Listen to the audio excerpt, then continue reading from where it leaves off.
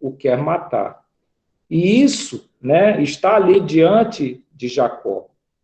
E aí nós podemos aqui falar um pouco sobre o que isso traz para Jacó, né? Isso faz com que Jacó exprima medo. E nós vimos duas situações em que Jacó exprime o medo. Uma primeira, né, em que foi o medo com relação a Labão. Isso se encontra em Gênesis capítulo 31, verso 31, que diz assim, Gênesis capítulo 31, verso 31. Respondeu-lhe Jacó, porque tive medo, pois calculei, não suceda que me tome à força as suas filhas. Então, aqui mostra, né, um Jacó temeroso. E também nós vemos a mesma expressão de Jacó, de medo em relação a Esaú. Isso se encontra em Gênesis capítulo 32, versículo 7, que diz assim, então Jacó teve medo e se perturbou, dividiu em dois bandos o povo que com ele estava, e os rebanhos, e os bois, e os camelos. Então, nós verificamos essa questão do medo, não é? O que muitas vezes nós, né, e aí vamos transportar para os nossos dias, o Senhor fez suas promessas, nós confiamos no Senhor, nossas vidas estão diante dele, porém, há um medo opressor em nossas vidas. Coisas que sobrevêm e que nos tiram, né, ou ofuscam a nossa confiança nas promessas do Senhor. E podemos também ver essa questão do medo, né? Qual foi a origem do medo? E aí podemos voltar a Gênesis capítulo 3, verso 10, onde assim está escrito, né? O medo, onde é que surgiu esse medo? Então, Gênesis capítulo 3, verso 10, diz assim, ele respondeu, no caso Adão, né? Ouvi a tua voz no jardim, e porque estava nu, tive medo e me escondi. E, infelizmente, irmãos, essa questão do medo, né, essa opressão que o medo traz sobre nós, ofusca nós termos realmente a visão pelas promessas do Senhor. E que o Senhor nos ajude, né, em que esse medo, que é tão comum em nossas vidas, não venha a se tornar tal, né, que tenha realmente essa questão de ofuscar as verdadeiras, vivas e ricas promessas do Senhor. Nós também podemos encontrar, né, eu estou fazendo parênteses para mostrar essa questão do medo, como nós somos muito centrados nesse medo, e o que esse medo é capaz de fazer conosco. É capaz realmente de oprimir e nos fazer escondidos em relação às verdadeiras promessas que o Senhor nos fez. Então, Mateus capítulo 14, dos versículos 26 a 27, mostra uma outra passagem que denota também esse mesmo medo, né? Os discípulos, né? Deixa eu abrir aqui, Mateus capítulo 14. Mateus 14, os versículos de 26 e 27. Então, lá diz assim, e os discípulos, ao verem-no andando sobre as águas, ficaram aterrados e exclamaram, é um fantasma. E tomados de medo, gritaram. Mas Jesus imediatamente lhes disse, tende bom ânimo, sou eu, não temais. Irmãos, que nós possamos, né, nesses tempos, né, os tempos atuais que vivenciamos de pandemia, em que muita coisa de medo tem sido gerada, que nós possamos ouvir a voz do nosso Senhor dizendo para nós, tende bom ânimo, sou eu, não temais. Nós precisamos realmente abrir, principalmente nesses dias agora que as pessoas falam muito numa segunda leva da doença, muito desespero tem sido levado, e aí o medo, consequentemente, ele surge. Mas, irmãos, onde está a nossa confiança? Nossa confiança está nas promessas do Senhor. Que o Senhor possa realmente, nesse momento, falar conosco assim como falou com os discípulos. Tende bom ânimo, sou eu, não temais. E aí nós podemos também falar um pouco do medo, que é essa situação que surge aí com Jacó, que o medo distorce a realidade. E nós, infelizmente, por conta do medo, acabamos reagindo de forma totalmente contrária às promessas que nos foram dadas.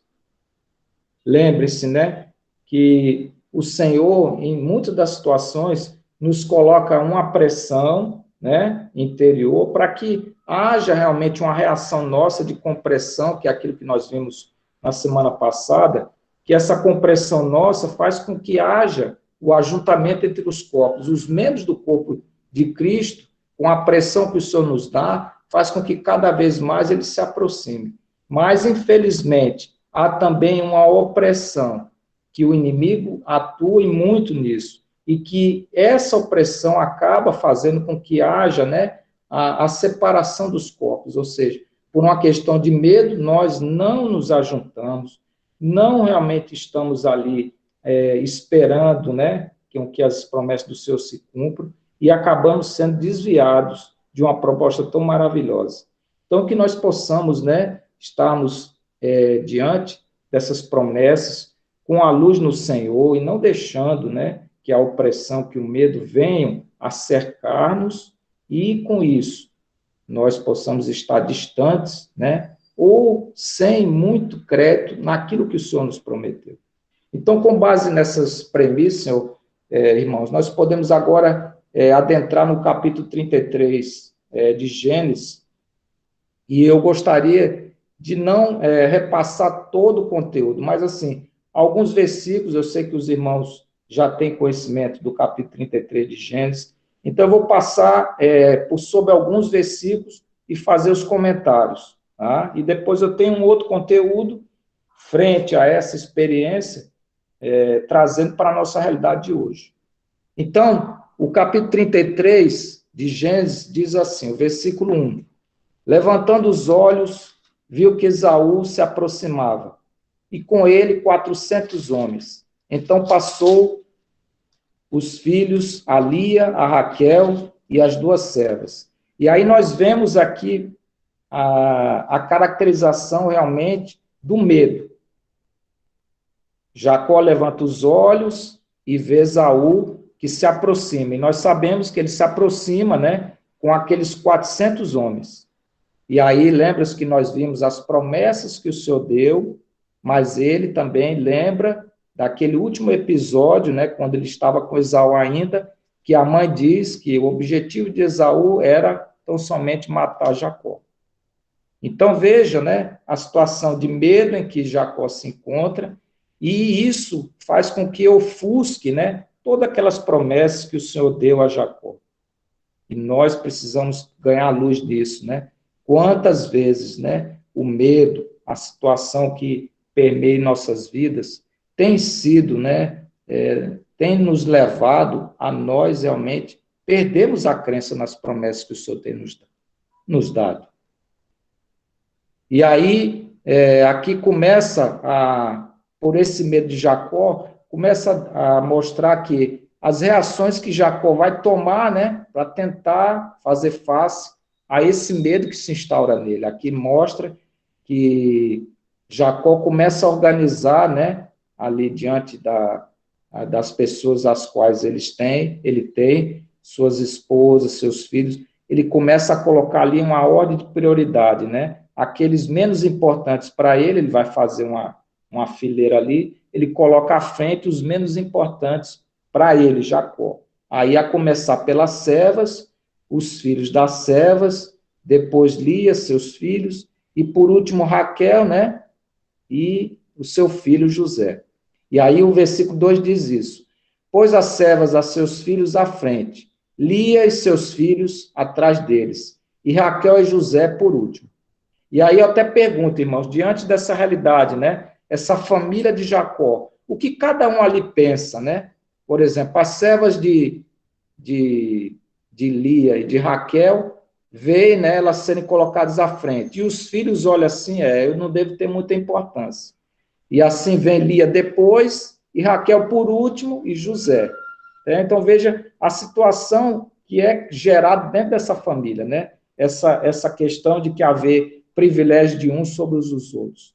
E isso tem que nos incomodar bastante, né? Como nós lidamos com a nossa família, em questão de privilegiar um e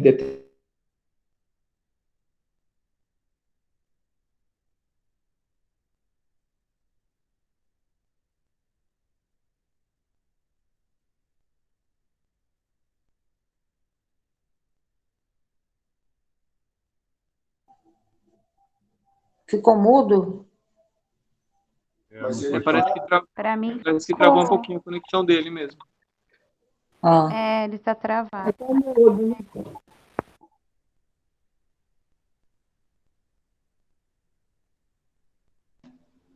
Irmãos, os irmãos estão me ouvindo? Agora sim, irmão, pode continuar. Mas pode continuar, irmão. A questão ali de Gênesis 33, versículo 3, os irmãos acompanharam? Não, o irmão estava falando sobre o privilégio, né? A diferença dos privilégios familiares. Não entendi. Os privilegiados. O irmão estava falando da diferença entre o privilégio dentro da família.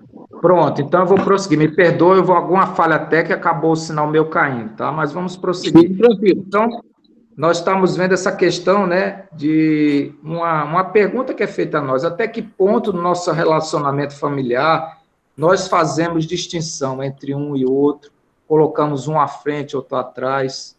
Como nós lidamos com a nossa família, com os nossos irmãos? Então, que o Senhor nos abra entendimento com relação a isso, né? Então, prosseguindo, aqui diz no versículo 4, né? E aí, aqui mostra todo o arranjo que Jacó faz, né? Para tentar ainda, se por acaso, aquele pensamento que ele tinha, de que Esaú iria agir, né? No sentido de dizimar essa família de Jacó. Até que ponto, né? Isso vai realmente acontecer?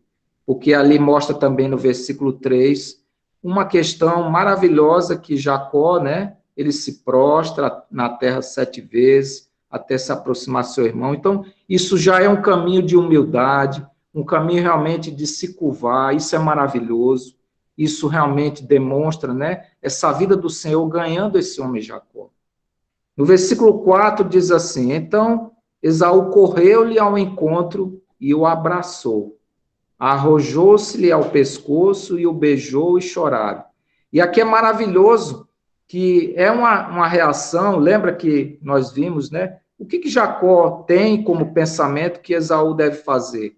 Esaú, com certeza, está vindo ao seu encontro para vingar, para realmente matar Jacó.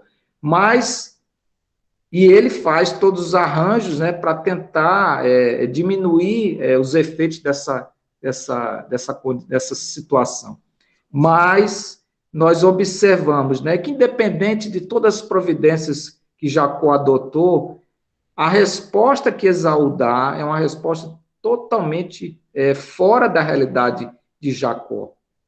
Veja, irmãos, Jacó olhava Esaú como aquele que viria, né, até o olhar que ele tem quando vê Jacó vindo com 400 homens, né, humanamente, a resposta é, ele vem para matar. Mas, né, o Senhor proveu tudo. E aí veja que linda a história, o versículo 4 é maravilhoso, porque Esaú agora, né, por uma obra do Senhor, uma transformação que só o Senhor faz, porque o último episódio que nós temos de Esaú é que ele tem algo no seu coração, ele quer se vingar, mas não é desta forma, o Senhor transforma esse coração. E aí a reação de Esaú é maravilhosa, Esaú corre ao encontro de Jacó, Esaú abraça Jacó, Esaú se arroja ao pescoço e beija, e ambos choram. Então, há realmente em Esaú um perdão. E aí nós não podemos dizer que é impossível que as coisas aconteçam. O próprio Deus providencia para que esse versículo 4 seja assim relatado. Há uma mudança, há uma transformação. E é isso que o Senhor propõe a fazer em nossas vidas. Então, irmã, né? Se há alguma questão de algo do passado, algo que te incomodou, algo que te oprimiu, algo que alguém fez contra você, pode ter certeza que o Senhor vai fazer essa transformação. Essa obra é dele, essa obra é o que ele tem como propósito em nossas vidas. Então, louvado seja o Senhor por essa transformação. Então, continuando, eu queria agora saltar para o versículo 10. E aí diz no versículo 10 assim, mas Jacó insistiu, não recuse, se logrei mercê diante de ti, peço que aceite o meu presente, porquanto vi o teu rosto como se tivesse contemplado o semblante de Deus, e te agradaste em mim. Então veja que Jacó agora, né, a mudança que isso provoca, Jacó enxerga em Esaú o próprio Deus. Então, é isso também que o Senhor quer. Irmãos, nós precisamos ver nos nossos irmãos a imagem do Senhor. É essa obra que o Senhor tem procurado fazer em nós. Nós precisamos olhar nos santos e nas santas, a imagem do próprio Deus. Essas transformações que há em cada um não vêm deles, é a própria obra do Senhor. E que nós possamos ter esse discernimento, essa vocação de em cada um, encontrar em cada santo e santa a própria visão de Deus. E que o Senhor nos carregue, nos leve e nos abra esse entendimento. E aí, prosseguindo, o versículo 12 diz assim: disse Esaú, partamos e caminhemos, eu seguirei junto de ti. E aqui é interessante, porque lá diz que Esaú, né, veio das terras de Seir. E sabemos que o Senhor tem um propósito para Jacó que não é seguir Esaú. Nós vamos ver, né, que Jacó agora ele tem uma habilidade diplomática muito perfeita, porque ele vai saber se sair dessa situação. Ele não vai dizer que não vai a Seir, que não vai acompanhar seu irmão. E ele vai preparar todo um caminho para que realmente, naturalmente, essas coisas, sem ferir o outro, aconteçam. E aí nós vemos no versículo 13. Porém, Jacó lhe disse: meu senhor sabe que estes meninos são tenros e tenho comigo ovelhas e vacas de leite. Se forçadas a caminhar demais um só dia, morrerão todos os rebanhos. Então, veja que Jacó, né, de uma forma muito diplomática, ele consegue se desvencilhar do propósito, né, que estava em Esaú de levá-lo para Seir. Não é o propósito que o Senhor tem.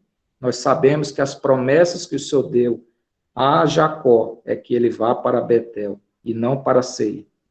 E aí, continuando, né, no versículo 14, disse assim: passe meu senhor adiante do seu servo, eu seguirei guiando-as pouco a pouco, no passo do gado que me vai à frente, no passo dos meninos, até chegar ao meu senhor em Seir. Então, ele não, assim, muitos aqui estudiosos vão dizer que ele assim mentiu, mas não é, a questão não é se ele mentiu ou não mentiu. Ele aqui realmente é um homem muito qualificado, muito preparado, mas conduzir para que o Senhor mesmo, com sua vontade, faça com que esse propósito, que é que Jacó vá para Seir, não aconteça. No versículo 15 já diz assim: respondeu Esaú: então permite que eu deixe contigo da gente que está comigo. Disse Jacó: para quê? Basta que eu alcance mercê aos olhos de meu senhor. Então, da mesma forma, assim como também não é para Jacó ir para Seir, também não é para que os de Esaú fiquem com os de Jacó. Isso aqui também é outra forma, né, de se lidar para que não haja contaminação do povo. E nós vemos um Jacó realmente habilidoso em saber como se sair dessas situações. No versículo 17 diz assim: e Jacó partiu para Sucote, e edificou para si uma casa e fez palhoças para seu gado. Por isso, o lugar se chamou Sucote. Nós vimos lá, irmãos, que a promessa do Senhor foi dada em Betel. E nós vimos aqui uma desconexão, né? Porque Jacó, com a visão que ele recebeu, ele tinha a certeza que o lugar que ele deveria ir era Betel.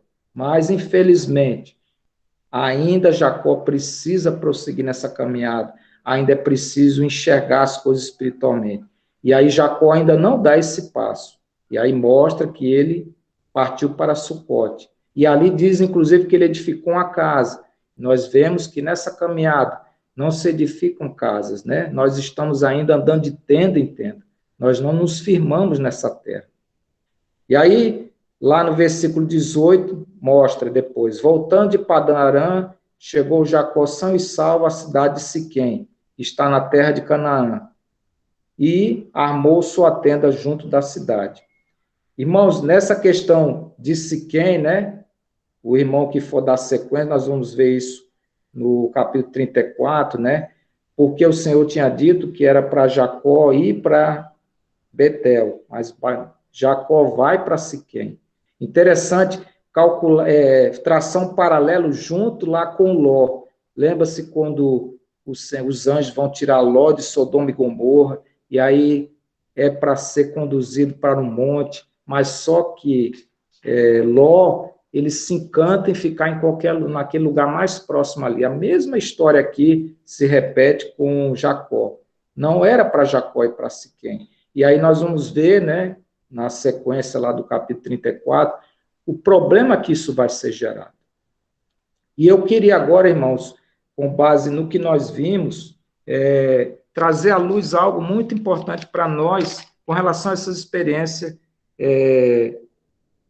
de Jacó. Eu queria levar os irmãos para que nós fôssemos a João capítulo 4, o verso 35. Evangelho de João, capítulo 4, o verso 35. Que aí vai mostrar a questão que há uma defasagem entre o nosso olhar, né, e o olhar do Senhor. E vejam como é importante. Em João capítulo 4, verso 35, diz assim, o Senhor fala assim, não dizeis vós que ainda há 4 meses até a ceifa? Eu, porém, vos digo, erguei os olhos e vede os campos, pois já branquejam para a ceifa. E nós percebemos aqui, é muito nítido, né, que o nosso olhar ainda oprimido, um olhar ainda não enxergando a vontade do Senhor, nos faz ter uma visão míope daquilo que o Senhor tem como proposta. Aqui o Senhor diz, nesse versículo, que segundo o olhar humano, né, ainda haveria 4 meses para a ceifa. E o Senhor diz categoricamente, a ceifa é agora, a colheita é agora. Né? Então, essa experiência de Jacó, ela mostra muito bem isso, essa disparidade de visão. O Senhor disse, deu sua promessa a Jacó, e Jacó ainda não tem a visão, ainda não enxerga realmente como o Senhor quer. E aqui traz para nós essa experiência, Senhor, nos faz enxergar realmente, nos faz nos libertar de toda a opressão que vem, que é contrária às tuas promessas, nos faz realmente estarmos diante de ti, para que nada do mundo, nem as coisas que estão acontecendo, as coisas que se veem, possam ofuscar as coisas que não se veem e que elas são a tua promessa. E eu queria, com isso, também levar os irmãos na experiência, por exemplo, que se encontra em Lucas capítulo 11, que mostra também essa defasagem, né, dessa visão. Nós enxergamos sempre aquém da visão que o Senhor tem nos dado. E nós precisamos pedir ao Senhor, rogar ao Senhor, que Ele nos liberte dessa opressão, que Ele nos libere realmente, para que nós possamos estar conscientes da vontade do Senhor e proclamarmos essas virtudes e alimentarmos nossos irmãos e irmãs a seguir esse caminho, em meio a tudo aquilo que se põe contra, mas as promessas do Senhor precisam nos firmar e nos conduzir. Então, ali em Lucas capítulo 11, tem aquela experiência, né? Aliás, desculpe, não é Lucas, é João. João capítulo 11, tem aquela experiência da ressurreição de Lázaro. E vejam, irmãos, o Senhor, assim como está falando ali em João capítulo 4, que a hora da colheita é agora, que não é para esperar 4 meses, nós vemos ali na situação de Lázaro, né? Ele mostra a nossa fala, como a nossa fala ainda é uma fala de incredulidade. Nós sempre estamos projetando as obras de Deus para um futuro, e o Senhor tem nos dito que a obra é hoje, é o aqui e agora, né? Lembre-se que o Senhor se define como o eu sou. E nós, muitas das vezes, saímos dessa realidade. O Senhor eu sou, o Senhor fala de um presente, de um aqui e agora. E nós, infelizmente, muitas das vezes nos prendemos no passado, como Jacó, né, se lembrou do que houve ali com Esaú no passado, e aí se perturba por conta disso, ou então projetamos nossas vidas para o futuro. Nós precisamos buscar as promessas do Senhor no aqui e agora, e vermos realmente que os campos já estão branquejando, os campos já estão prontos para ser colhidos, e o Senhor está rogando, né, por trabalhadores, por pessoas que possam ajudá-lo a fazer esta colheita, no dia de hoje, no aqui e agora, nas condições em que nós nos encontramos. Então, louvado seja o Senhor. Então, eu gostaria de trazer os irmãos para a experiência que se encontra em Marcos, capítulo 8, dos versículos 22 a 25. E aí vai falar justamente nessa cegueira, né? Nessa distorção, nessa miopia em relação ao propósito que Deus tem para nós e aquilo que nós ainda enxergamos parcialmente, que é justamente o relato da cura do cego de Betsaida, né? Diz assim, Marcos, capítulo 8, os versículos de 22 a 25. Versículo 22 diz: Então chegaram a Betsaida e lhe trouxeram um cego, rogando-lhe que o tocasse. Jesus, tomando o cego pela mão, levou-o para fora da aldeia, e aplicando-lhe saliva aos olhos e impondo-lhes as mãos, perguntou-lhe: Vês alguma coisa? Este, recobrando a vista, respondeu: Vejo os homens, porque como árvores os vejo andando.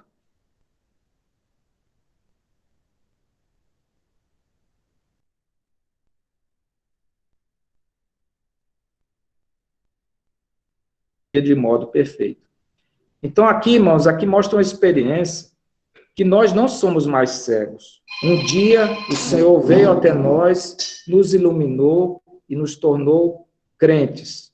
Porém, aqui mostra que mesmo nessa situação, ainda podemos ter as nossas distorções, ainda podemos ver com miopia em relação ao plano do Senhor. E nós vemos ali Jacó, né, naquela situação ainda com a visão míope, né, uma visão de pouca clareza, uma visão em que ele mais se centrou naquele episódio que ele teve por último com relação a Esaú, do que as promessas que o próprio Senhor fez a ele. E quantas das vezes, irmão, nós também caímos nessa mesma realidade? Quantas das vezes, né, nós somos oprimidos e aí nos esquecemos das verdadeiras promessas do Senhor? Então, que o Senhor possa nos iluminar, possa nos, como ele fez aqui com esse cego, novamente, né, o Senhor passar as mãos nos nossos olhos para que nós possamos ver claramente. Ver claramente o quê? As promessas do Senhor, as bênçãos que o Senhor tem nos dado, todos os livramentos que o Senhor tem nos conduzido, tudo aquilo que Ele já nos deu e que está tudo consumado. Resta-nos vermos claramente e nos propomos a estarmos com Ele nessa caminhada, distinguindo tudo de modo perfeito. E aí nós também podemos tirar, para encerrar aqui, irmãos, o episódio, né, que se encontra em Mateus, capítulo 9, versículo 38.